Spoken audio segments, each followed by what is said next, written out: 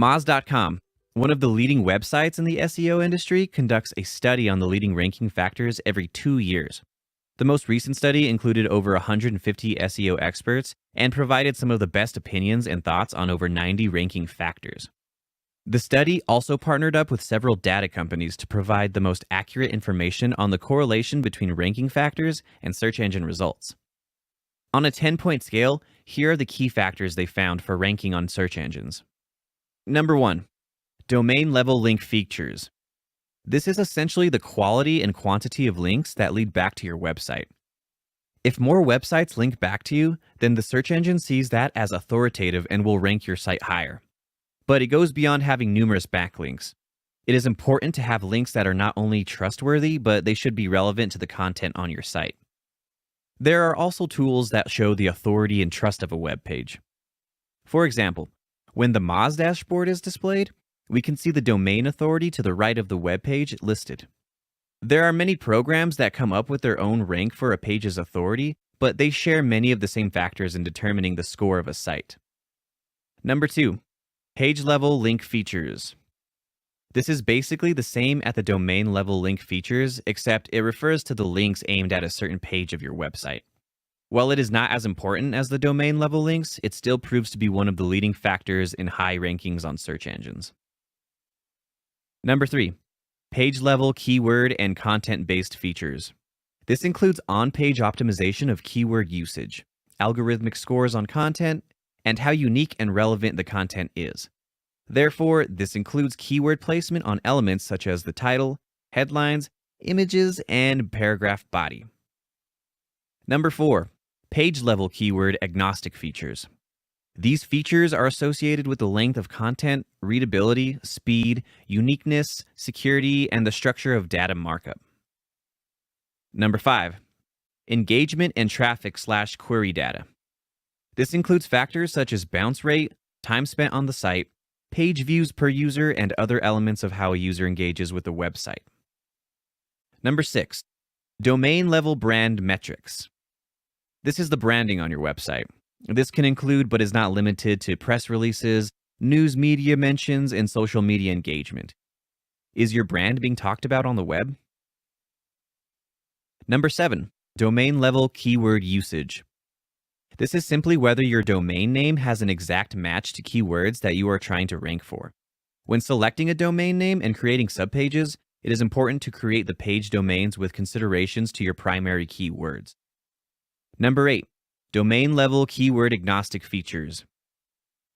This covers a wide array of metrics and data including domain name length, crawl errors, SSL certificate, and the uniqueness of content. Number 9, page-level social metrics. This includes the interactions and engagement across social media platforms such as Facebook, Twitter, Instagram, Pinterest, and many more. Is your brand listed on the most relevant social media sites? Do you keep consistent content and have users engaged with your brand? It is important to note that this list of ranking factors does not necessarily reflect proof on what search engines use to rank websites. Search engines such as Google do not reveal the exact correlation between specific ranking factors and organic results. If they did, people would take advantage of the system and it would eliminate the value behind ranking factors. A good example of this is keyword stuffing. Some years ago, meta description tags were an important ranking factor for SEO. Once this became known to the public, many SEO practitioners took advantage of that by stuffing specific keywords into the descriptions. This gave certain sites an unfair advantage, and once Google saw the issue get out of hand, they eliminated the SEO value of the meta description.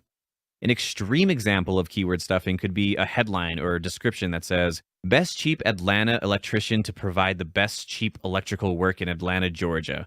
Contact the best electrician in Atlanta, Georgia for a cheap quote today." This example headline is stuffed with the keywords electrician, best, cheap, and Atlanta. Years ago, this might have been a cheap way for a website to rank above more relevant results in an unfair way. Today, this type of headline would hurt businesses' rankings since it is not user-friendly and seems spammy. Negative ranking factors. Also, it is worthwhile to note that there are negative ranking factors. One of these key factors is a substantial number of low-quality links. Search engines can see this as a website using unnatural methods to obtaining inbound links. Using artificial methods to obtaining backlinks is not encouraged, and if a search engine catches on to a site trying to fool them, then they will penalize that website. Years ago, this used to be a common method and is a part of what is known as black hat SEO. Black hat SEO is the use of aggressive SEO tactics that focuses solely on search engines and not a human audience.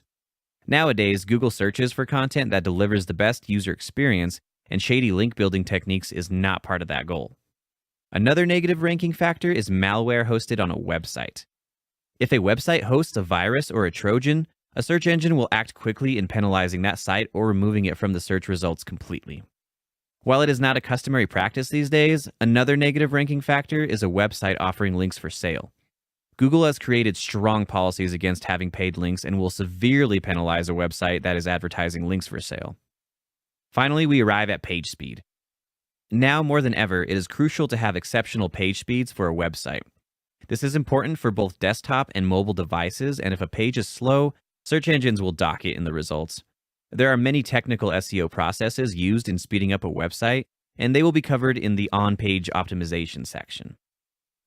Now that we have covered the main ranking factors and negative factors in SEO, let's go over the first steps in creating a successful SEO strategy for any business.